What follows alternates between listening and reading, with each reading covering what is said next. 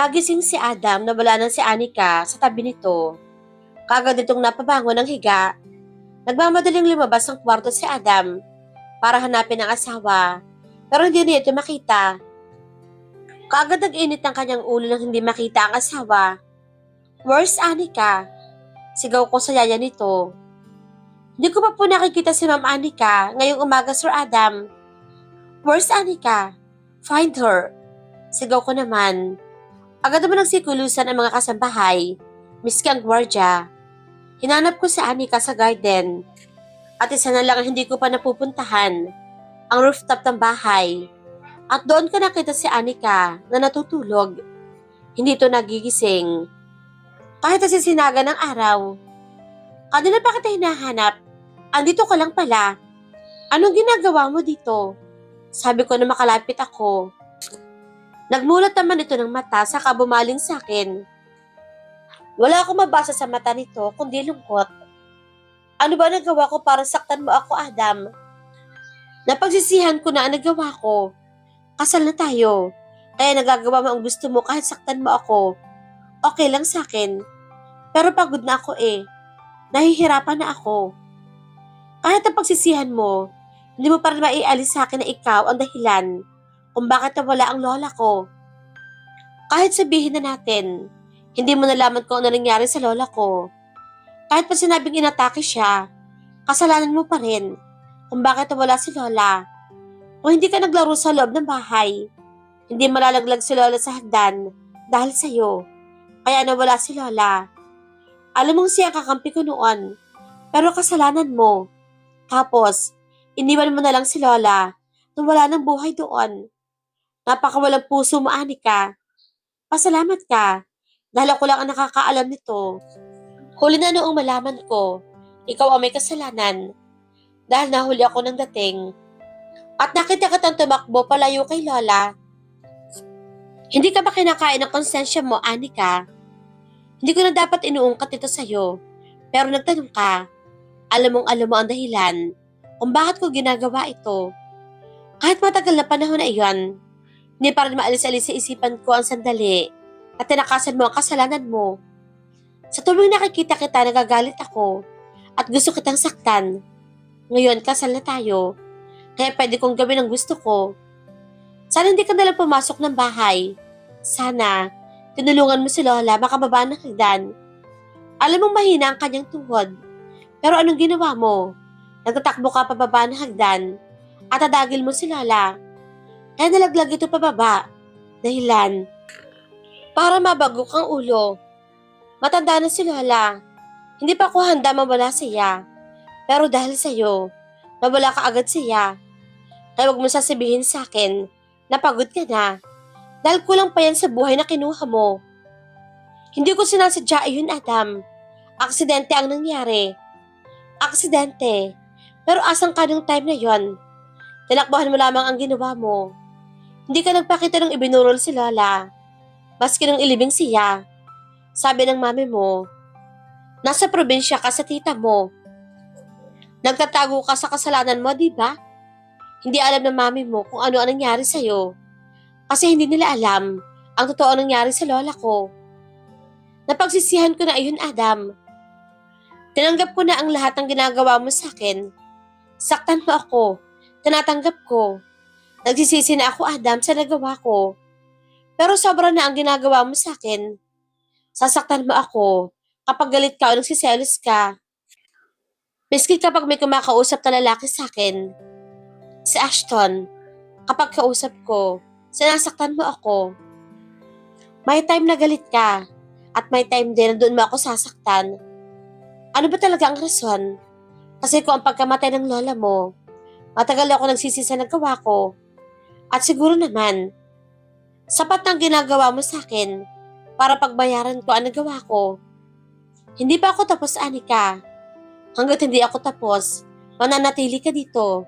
Dahil kahit anong gawin mo, tumakas ka man, mahahanap at mahahanap kita. Hayaan mo na ako, Adam.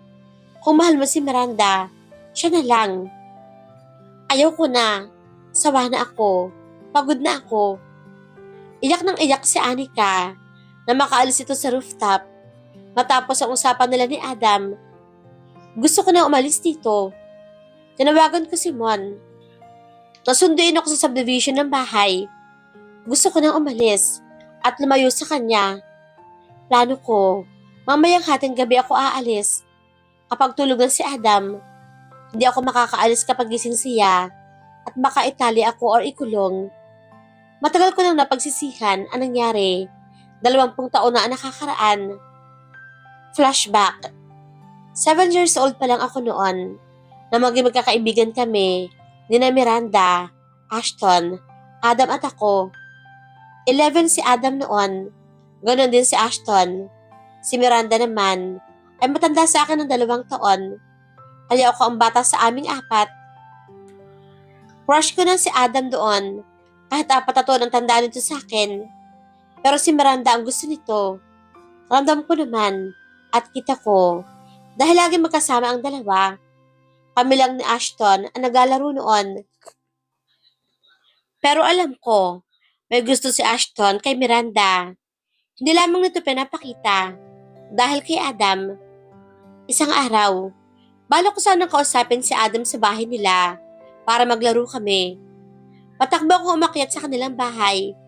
Pinapayagan naman nila ako dahil close ang aming pamilya. Pumasok ako sa kwarto ni Adam at nakita ko tulog ito. Nagtagal ako doon para pagmasdan ito. Nakaisip naman ako ng kalokohan para magising si Adam. Kumuha ako ng tubig at binuhos sa mukha nito upang magising. Kaagad akong kumaripas ng takbo. At sa di inaasahang pangyayari, ay nadagil ko ang lola ni Adam na pababa ng hagdan. Dahilan para malaglag ito sa hagdan. Masyadong mabilis ang mga pangyayari. Nakaramdam kaagad ako ng takot at kaba. Wala akong nagawa kundi ang tumakbo at hinayaan ng lola ni Adam na nakahiga doon. Pagka-uwi ko sa bahay, agad ako nagkulong sa kwarto. Anong gagawin ko kung may mangyaring masama sa lola ni Adam? Nanginginig ang tuhod ko at pinagpapawisan ako. Natatakot akong talaga. Kinabukasan, nagsabi ako kay Mami, doon muna ako kina tita sa probinsya. Ang dahilan ako, namimiss ko na si tita. Alam ko, tinatakasan ko ang nangyari. Pero wala akong ibang maisip na paraan. 7 years old pa lang ako at di ko alam kung ano ang dapat kong gawin. Lumipas ang araw, nalaman ko namatay ang lola ni Adam. Mas lalong dumagdag ang aking kaba. Kasalanan ko kung bakit nawala ang lola nito. Kasalanan ko. Hanggang sa maburol ang lola nito, hindi ako nagpakita. Umedad ako ng 27. Doon naman nangyari ang kasalan namin ni Adam. Dahil pagkasunduan ng daddy ko at ang daddy niya, hindi ko alam na nasa plano pala ni Adam. Doon ay sasaktan ako at maghihiganti ito dahil sa pagkawala ng kanyang lola. End of flashback. Yun palang dahilan kung bakit ako sinasaktan ni Adam. Matagal na iyon at nakalimutan ko na. Matagal ako nagsisi sa ginawa ko. Pero si Adam ay hindi nakalimutan ang kasalanan ko. Pero sapat ng pananakit ito sa akin sa nagawa ko noon. Palihim kong inayos ang mga gamit ko. Gusto kong makaalis dito para hindi na ako saktan pa ni Adam. Hindi ko na ipinaalam pa sa pamilya ko kung saan ako pupunta. Sawa na ako. Pagod na ako. Kailangan ko na magpahinga. Tinext ko si Mon. Kanina ng hating gabi ay sunduin ako. Sana magtagumpay ako sa aking planong pagtakas. Nasa office si Adam at busy sa laptop nito habang ako naman ay kumakain na mag-isa. Ma'am Anika, sigurado po ba kayo sa gagawin nyo? Tanong ni Yaya Telma. Oo, Yaya. Hindi ko na kaya to. Kung noon, kaya ko. Ngayon, suko na ako. Alam kong mahal ko si Adam. Pero pagod na akong mahalin. Yung lalaki na ni minsan, ay di naman ako minahal. Sana magtagumpay ka, Ma'am Anika. Sana makaalis ka na dito. Niyakap pa ako ni Yaya. Matapos kong kumain, tinignan ko si Adam na busy pa rin. Nakahanda na ang lahat ng gamit ko para sa aking pag-alis. Handa na din para sunduin ako ni Mon. Hinihintay ko na lamang ang makatulog si Adam. Nakaisip naman ako ng pwedeng gawin. Nagtungo ako sa kusina at nagtimpla ng kape. This is it. Kaya mo yan, Anika. Makakaalis ka din dito. Nagtungo ako sa office ni Adam kung saan may ginagawa ito. Dinalahan kita ng kape. Baka kasi makatulog ka habang nagtatrabaho. Matutulog na ako. Sabi ko dito. Sa kanila pag ang kape sa tabi nito. Hindi ito nagsalita. Kaya lumabas na ako ng office at nagtungo sa CCTV room kung saan makikita ang ginagawa nito. Kitang-kita ko na ininom nito ang kape na dala ko.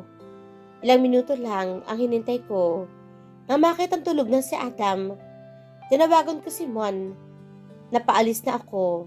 Daladala ang mga gamit ko palabas ng kwarto. Uunan ako, Yaya Telma. Mamimiss ko kayo. Huwag kayong mag-alaala.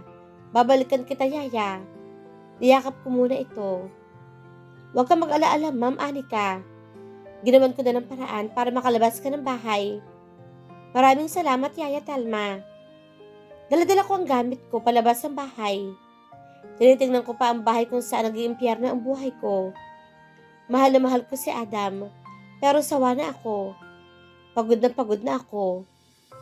Kapag bumalik ako, gusto ko kaya na kita at hindi ako maapektuhan pa ng presensya mo. Hindi na ako magiging mahina sa paningin mo at sisiguraduhin ko na mamahalin mo ako. Pero sa pagkakataong iyon, ikaw naman na maghahabol dahil tapos na ang tungkulin ko bilang alipin, asawa at kontrabida sa buhay mo. Magpakasaya ka sa babae mo. Pinunasan ko ang luha ko. Saka tuluyang lumabas ang gate. Nakita ko na ang kotse ni Mon. Tuluyan na ako umalis ng bahay. Are you okay, Anika? Nilungon ko naman si Mon. Hindi ko masasabing malaya na ako. Mon, alam ko, hahanapin niya ako kapag nalaman niyang umalis na ako. Huwag ka mag-alaala. Dadalhin kita sa probinsya, sa tita ko. Alam ko. Hindi iyon alam ni Adam. Malayo yun dito. Hindi ba? Tumango naman ako. Tatawid pa ng dagat upang makapunta sa probinsya ng tita ko. Salamat, Mon, at tinulungan mo ako. Ito na lamang ang may tutulong ko sa'yo, Anika. Naaawa na rin kasi ako sa'yo. Sobra na ang asawa mo. Mahal ko siya, Mon pero suko na ako. Tama lang. Sumuko ka na, Anika. Dahil pagod ka na. You need to rest. Tutulungan kita. Huwag ka mag-alaala. Andito lang akong kaibigan mo. Okay. Tumango naman ako at nagpapasalamat dahil binigyan ako ng Diyos ng kagaya ni Mon. Babalik ako at sa oras na iyon, ibang-iba na ako sa Anika na mahina. Nagising si Adam kinabukasan na nasa office pa rin. Nakatulog ba ako? Bakit ang sakit ng ulo ko?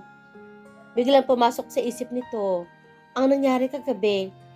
Dinalahan ako ni Anika ng kape na siyang ininom ko at nakaramdam ako ng antok noon.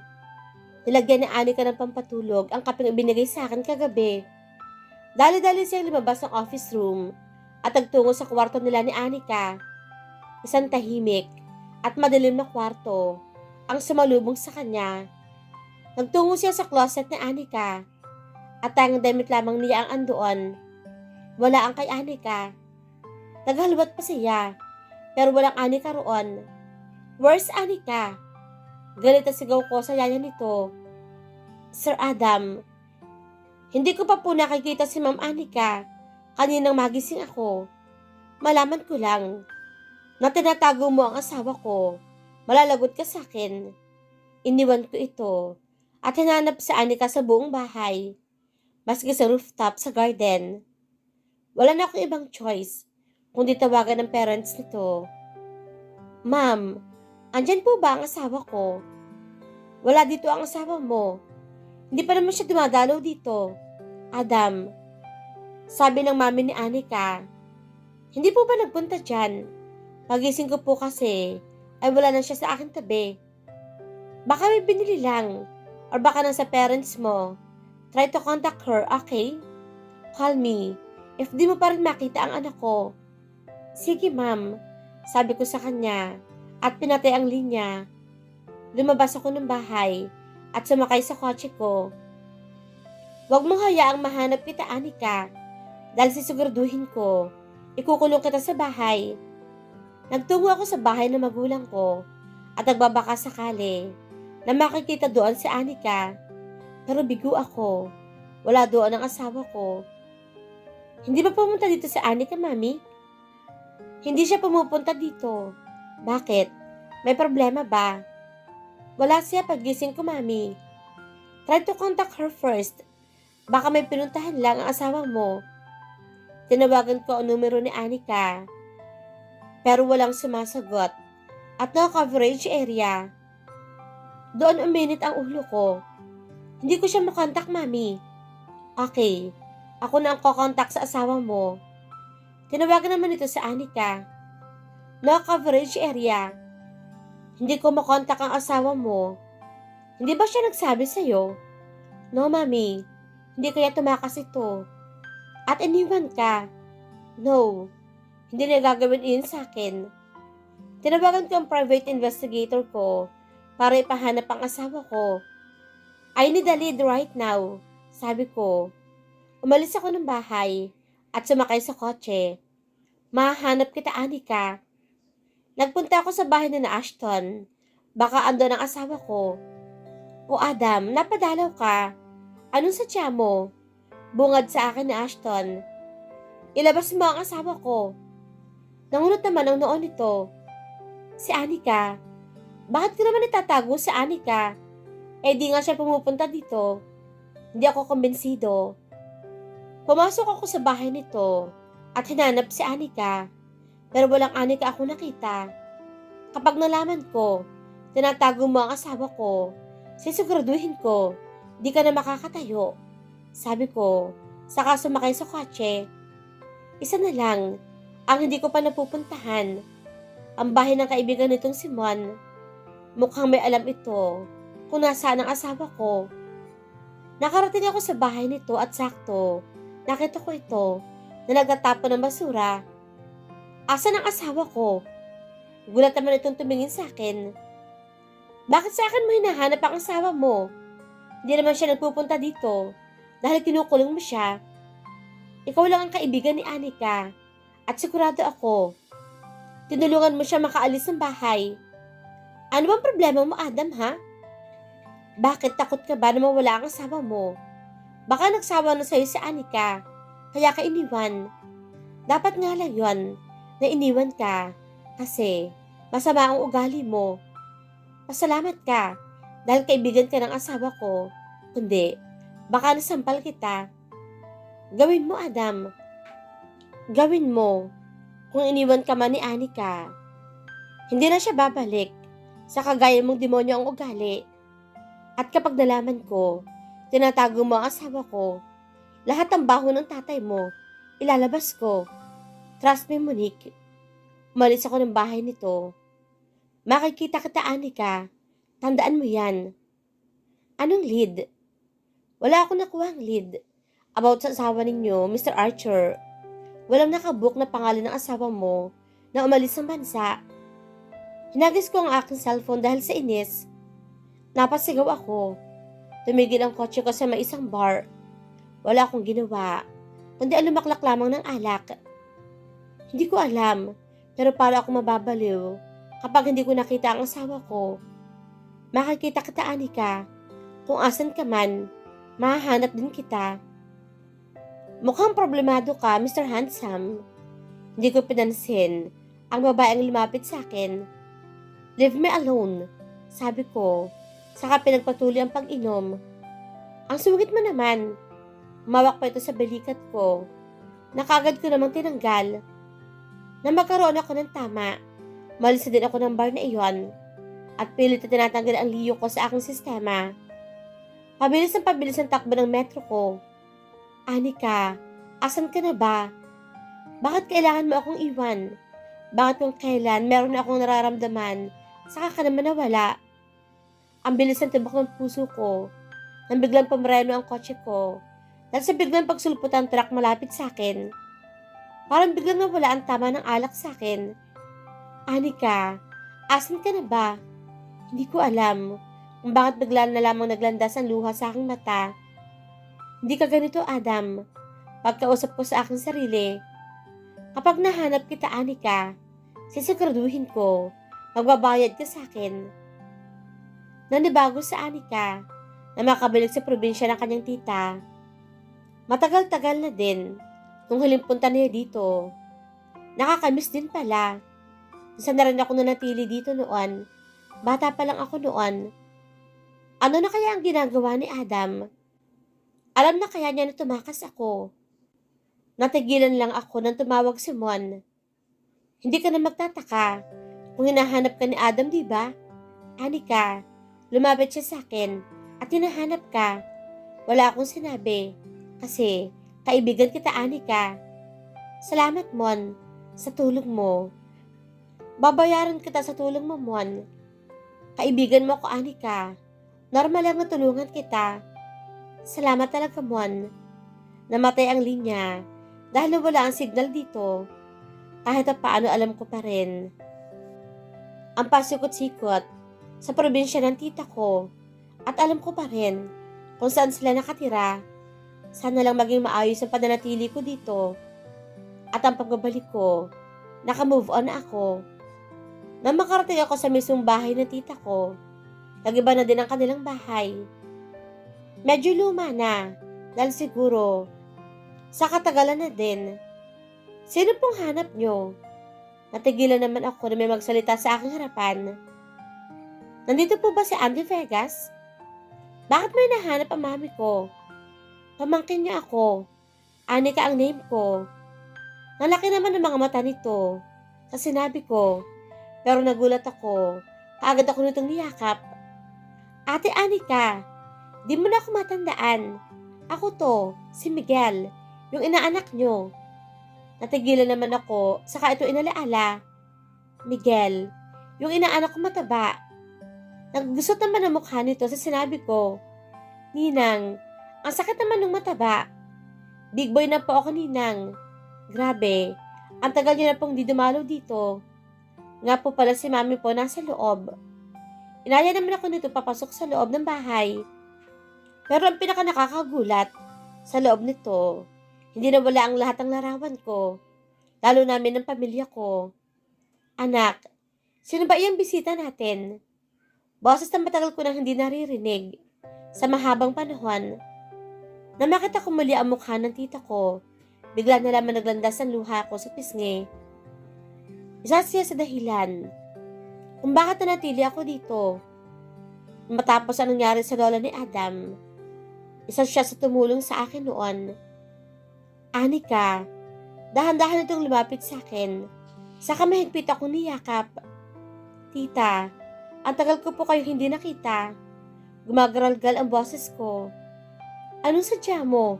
At naparito ka? Mahabang kwento, tita. At hindi ba ako handa para ikwento sa inyo ngayon? Andito ako para dumito muna ako ng konting panahon. Namiss ko lang kayo, tita. Mananatili muna ako dito hanggang sa kaya ko na. Mananatili muna ako dito para makalimot sa lahat ng aking naranasan.